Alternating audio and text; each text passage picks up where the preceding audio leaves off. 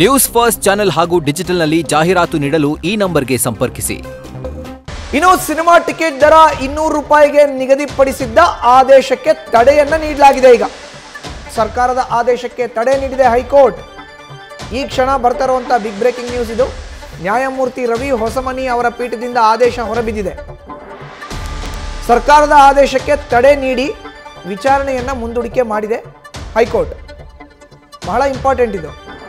ಯಾಕೆಂತ ಹೇಳಿದ್ರೆ ದೊಡ್ಡ ದೊಡ್ಡ ಸಿನಿಮಾ ಬಂದಾಗ ಏಕಾಏಕಿ 800, 1000, 1200, 1500 ರೂಪಾಯಿ ತನಕ ಟಿಕೆಟ್ ಬೆಲೆ ಹೋಗ್ತಾ ಇತ್ತು. ಅದಕ್ಕೋಸ್ಕರನೇ ಎಲ್ಲ ಟಿಕೆಟ್ ದರನೂ ಕೂಡ ಒಂದೇ ಸರಿ ಮಾಡಬೇಕು, ಒಂದೇ ಹಂತದಲ್ಲಿ ಇರಬೇಕದು, ಒಂದೇ ಸರಿಸಮನಾಗಿ ಇರಬೇಕು ಅನ್ನೋದು ಸರ್ಕಾರದ ಮಾತಾಗಿತ್ತು. ಈ ನಿಟ್ಟಿನಲ್ಲಿ ಕೋರ್ಟ್ ಮೊರೆ ಹೋಗಲಾಗಿತ್ತು. ಈಗ ಕೋರ್ಟ್ ಮೊರೆ ಹೋಗಿದ್ದಂಥ ವಿಷಯಕ್ಕೆ ಸಂಬಂಧಪಟ್ಟಂತೆ ಕೋರ್ಟ್ ತಡೆ ನೀಡಿದೆ. ಸಿನಿಮಾ ಟಿಕೆಟ್ ದರ 200 ರೂಪಾಯಿ ನಿಗದಿಪಡಿಸಿದ್ದ ಆದೇಶಕ್ಕೆ ಈಗ ತಡೆ ಸಿಕ್ಕಿದೆ. ಹೆಚ್ಚಿನ ಮಾಹಿತಿ ನೀಡ್ತಾರೆ ನಮ್ಮ ಪ್ರತಿನಿಧಿ ವಿದ್ಯಾಶ್ರೀ. ಈಗ ದೂರವಾಣಿ ಸಂಪರ್ಕಕ್ಕೆ ಸಿಕ್ಕಿದ್ದಾರೆ. ವಿದ್ಯಾ, ನೋಡಿ, ಈಗ ಯಾವುದೇ ಭಾಷೆಯ ಸಿನಿಮಾ ಇರಲಿ, ಟಾಪ್ ಸ್ಟಾರ್ಸ್ ಇದ್ರೆ ಏಕಾಏಕಿ ಟಿಕೆಟ್ ಪ್ರೈಸ್ ಜಾಸ್ತಿ ಆಗ್ಬಿಡ್ತಾ ಇತ್ತು. ಸರ್ಕಾರ ಅದಕ್ಕೆ ಈಗ ಒಂದೇ ದರನ ನಿಗದಿ ಮಾಡಬೇಕು, ಏಕರೂಪ ದರ ನಿಗದಿ ಮಾಡಕ್ಕೆ ಹೊರಟಿತ್ತು.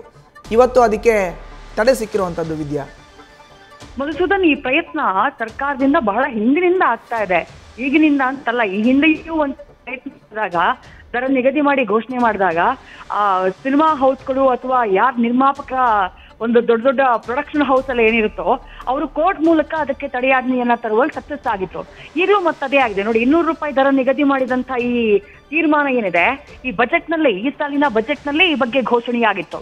ಅಂದ್ರೆ ಟಿಕೆಟ್ ದರ ಎಲ್ಲಾ ಭಾಷೆಗಳ ಚಿತ್ರಗಳಿಗೂ, ಅದು ಕನ್ನಡ ಹೈ ಬಜೆಟ್ ಚಿತ್ರ ಆಗಿರ್ಲಿ ಅಥವಾ ತಮಿಳಿನ ಹೈ ಬಜೆಟ್ ಚಿತ್ರ ಆಗಿರ್ಲಿ, ಎಲ್ಲಾ ಸಿನಿಮಾಗಳ ಟಿಕೆಟ್ ದರ ಒಂದೇ ರೀತಿ ಆಗಿರ್ಬೇಕು. ಅದು ಮಲ್ಟಿಪ್ಲೆಕ್ಸ್ ಆಗಿರ್ಲಿ ಅಥವಾ ಸಿಂಗಲ್ ಸ್ಕ್ರೀನ್ ಆಗಿರ್ಲಿ, 200 ರೂಪಾಯಿಯನ್ನ ಮೀರಬಾರ್ದು ಅಂತ ಹೇಳಿ ಸರ್ಕಾರ ತೀರ್ಮಾನ ಮಾಡಿ ಒಂದು ನಿರ್ಧಾರವನ್ನ ಮಾಡುತ್ತೆ, ಘೋಷಣೆಯನ್ನ ಕೂಡ ಮಾಡುತ್ತೆ.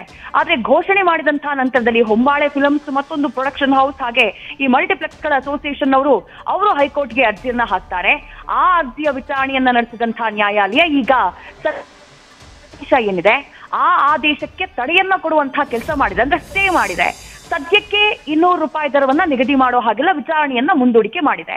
ಮುಂದೇನಾಗುತ್ತೆ ಅನ್ನೋದನ್ನ ಕಾದು ನೋಡ್ಬೇಕು. ಬಟ್ ಆಸ್ ಆಫ್ ನೌ ಸದ್ಯಕ್ಕೆ ಆಗ್ತಾ ಇರುವಂತಹ ಬೆಳವಣಿಗೆ ಬಗ್ಗೆ ಮಧುಸೂದನ್ ನಾವು ಗಮನ ಹರಿಸೋದಾದ್ರೆ, ಹೊಂಬಾಳೆ ಫಿಲ್ಮ್ಸ್ ಯಾರು ಕಾಂತಾರ ಸಿನಿಮಾನ ಪ್ರೊಡ್ಯೂಸ್ ಮಾಡಿದಂತಹ ಒಂದು ಸಿನಿಮಾ ಹೌಸ್ ಹೊಂಬಾಳೆ ಫಿಲ್ಮ್ಸ್, ಅವರು ಕೂಡ ಇದರಲ್ಲಿ ಅರ್ಜಿದಾರರು.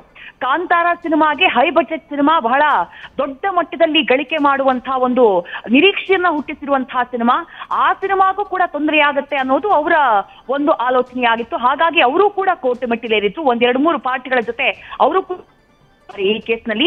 ಹೀಗಾಗಿ ಕಾಂತಾರ ಅಕ್ಟೋಬರ್ 2ನೇ ತಾರೀಕು ಏನ್ ರಿಲೀಸ್ ಆಗ್ತಾ ಇದೆ ಮಧುಸೂದನ್, 2ನೇ ತಾರೀಕು ರಿಲೀಸ್ ಆಗುವಂತಹ ಕಾಂತಾರಗೆ ಈಗ ಆ ಸಿನಿಮಾ ಹೌಸ್ಗೆ ಒಂದಿಷ್ಟು ರಿಲೀಫ್ ಅಂತ ಹೇಳ್ಬಹುದು. ಬಟ್ ಗ್ರಾಹಕರ, ಸಿನಿಮಾ ಪ್ರೇಕ್ಷಕರ ಆಂಗಲ್ ನಲ್ಲಿ ನಾವು ಯೋಚನೆ ಮಾಡೋದಾದ್ರೆ, ಏಕಾಏಕಿ ಕಾಂತಾರದ ಟಿಕೆಟ್ ದರವನ್ನ ಇವ್ರು ಏರಿಸಿಬಿಟ್ರೆ 300, 400, 500 ರೂಪಾಯಿಗೆಲ್ಲ ಟಿಕೆಟ್ ಫಿಕ್ಸ್ ಮಾಡ್ಬಿಟ್ರೆ ಮಲ್ಟಿಪ್ಲೆಕ್ಸ್ ಗಳಲ್ಲಿ ಸಿನಿಮಾ ಪ್ರೇಕ್ಷಕರು ಏನ್ ಮಾಡ್ಬೇಕು? ಸಿನಿಮಾ ಪ್ರೇಕ್ಷಕರಿಗೆ ದೊಡ್ಡ ಹೊರೆ ಅಲ್ವಾ? ಈ ಚರ್ಚೆ ಈಗ ಆರಂಭ ಆಗುತ್ತೆ. ಇನ್ನು ಸಿನಿಮಾ ಚಲನಚಿತ್ರ ವಾಣಿಜ್ಯ ಮಂಡಳಿ ಕೂಡ ಸಿನಿಮಾ ಪ್ರೇಕ್ಷಕರ ಪರವಾಗಿಯೇ ನಿಂತಿತ್ತು.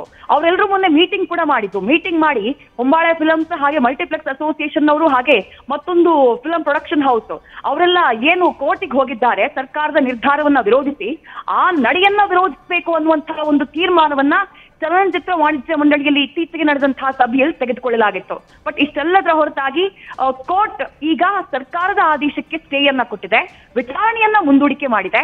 ಇದೇ ಫೈನಲ್ ಅಂತಲ್ಲ, ಮುಂದಿನ ವಿಚಾರಣೆಯಲ್ಲಿ ಕೋರ್ಟ್ ಏನ್ ತೀರ್ಮಾನವನ್ನ ಮಾಡುತ್ತೆ ಅಂತ ಕಾದು ನೋಡ್ಬೇಕು. ಬಟ್ ಆಸ್ ಆಫ್ ನೌ ಕಾಂತಾರದ ಬಗ್ಗೆ ನಾವು ಮಾತನಾಡೋದಾದ್ರೆ, ಕಾಂತಾರದ ಟಿಕೆಟ್ ಮೇ ಬಿ ರೈಸ್ ಆಗುವಂತಹ ಚಾನ್ಸಸ್ ಕಂಡು ಬರ್ತಾ ಇದೆ. ಮಧುಸೂದನ್, ಧನ್ಯವಾದ ವಿದ್ಯಾ ನಿಮ್ಮ ಮಾಹಿತಿಗೆ. ನ್ಯೂಸ್ ಫಸ್ಟ್ ನಿರ್ಭೀತಿಯಿಂದ ನಿಮ್ಮ ಪರವಾಗಿ.